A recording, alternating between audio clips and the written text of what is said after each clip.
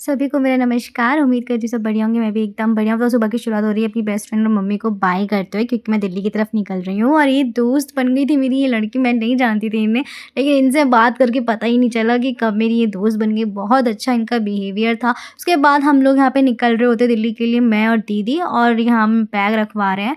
और दीदी और मेरी सीट अलग-अलग थी, ऊपर की साइड की थी दोनों की, क्योंकि हमें चार्जिंग पॉइंट चाहिए था दोनों को ही। तो मैंने कहा अलग-अलग सीट कर लेते, तो हमने अलग-अलग ही की थी। और दीदी ने बोला कि हम ऋषिकेश आए ना, अब तो मेरे साथ दिल्ली चल कुछ दिनों के लिए। मैंने कहा चलो ठीक है फिर। और यहाँ पे हम निकलते हैं, नज़ारा देखिए बड़ा ही सुंदर लग रहा था। हमने पाली फार्म से हमने ये बस ली थी, मतलब बस ऑनलाइन टिकट करी थी, but private bus Nepali farm ही आती है, तो वहीं पे हमने उनका वेट किया बस का।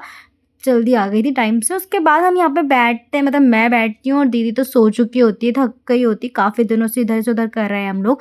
तो ये दीदी ने अपना बादाम के साथ शेक लिया था, जो कि मैंने तो टेस्ट कर लिया, दीदी को पता नहीं चला। उसके बाद यहाँ पे स्प्राइट भी ली थी, जो कि मेरे लिए थी, बट मैंने पी नहीं।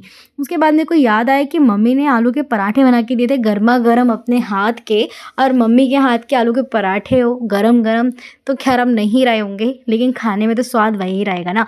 तो मैंने कहा चलो इसे निकालती हूँ। दही भी दी थी मम्मी ने, दीदी ने तो कुछ नहीं खाया, वो तो सो गई थी। और यहाँ पे ना हमारे घर से थोड़ा थोड़ा ही आगे ना एक दुकान थी बहुत पुरानी, जहाँ पे पहले 2 रुपए की पेटीज़ थी, लेकिन अब 3 की हो गई है। पर खाने में क्रंची और चटपटी पेटीज़ है, तो मैं ना वहाँ से वो भी लेके आई थी, पर मैंने वो खाई नहीं ज़्यादा, थोड़ी बहुत ही खाई, क्योंकि मैंने पराठा खा लिए थे इस वजह से। उसके बाद मैं खाती हूँ और आलू के पराठे खाए मैंने। खाने के बाद मैंने थोड़ा रेस्ट भी किया, क्योंकि मैं अभी बहुत थक गई थी।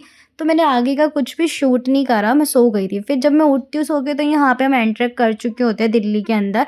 और बहुत अच्छा लग रहा था मुझे ये फ्लैग देखते हुए कि दिल्ली में मंज़िल जैसे ही अंदर एंटर करा तो ये फ्लैग लगा हुआ था। फिर यहाँ पे ना कुछ आगे जाके यहाँ पे भीड़ सी हो रखी थी, जहाँ पे शायद से कोई झगड़ा हो रहा था, बट मैंने ऐसी वीडियो बना लिया। रीज़न तो मुझे कैसे पता होगा, अंदर बैठे हुए थे हम लोग। फिर उसके बाद यहाँ पे लाल किला आता है। मैं लाल किला देख के ये सोच रही होती कि अभी थोड़े दिनों पहले ही यहाँ पे बॉम्ब फायर हुआ था, कब घटनाएँ हो जाएँ कुछ पता नहीं चलता है।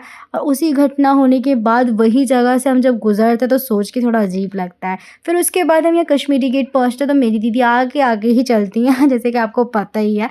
फिर मैं यहाँ पे अभी घर पहुँच जाती हूँ। तो यहाँ पे ना टॉमी इतना खुश हो रहा होता है हमें देख के, मतलब मुझे देख के तो कुछ ज़्यादा ही खुश हो रहा होता है, जैसे कि मैं उसे बहुत सालों बाद मिल रही हूँ।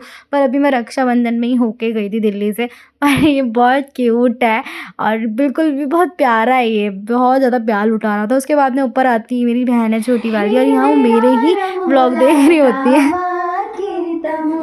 आप सभी सोच रहे हो किस साथ गाना गाया मुझे बहुत अच्छा लग रहा था। उसके बाद यहाँ पे मैं खा रही होती हूँ, कह रही होती दीदी आप खाती रहती हो बस हर टाइम। फिर यहाँ पे मेरी बड़ी माँ चाय बना रही थी मेरे लिए गरम-गरम, क्योंकि मैं बहुत थकी हुई थी, तो बड़ी मम्मी ने कहा कि चाय बना देती हूँ। यहाँ पे वो बढ़िया सी दाल-चावल बना रही थी। उन्होंने पूछा क्या खाना है? मैंने कहा कुछ सिंपल सा दाल-चावल ही बना दो आज, तो मैं तो बहुत थकी हुई थी, तो मैंने कहा मैं नेक्स्ट डे कुछ आपकी हेल्प करूँगी। फिर यहाँ पे मेरे बड़े पापा यहाँ पे टीवी देख रहे होते हैं ऑफ़िस से आके, और मैंने कहा हर किसी के पापा रात को आते तो टीवी में न्यूज़ ही देखते हैं। यहाँ मेरी छोटी बहन देखी है। उसके बाद यहाँ पे खाने की तैयारी हो जाती है, हम खाना खाते हैं और बहुत थकी होती हूँ, तो मैं इसके बाद सो जाती हूँ। इसी के साथ आपको मिलूँगी नेक्स्ट वीडियो में। Thank you so much.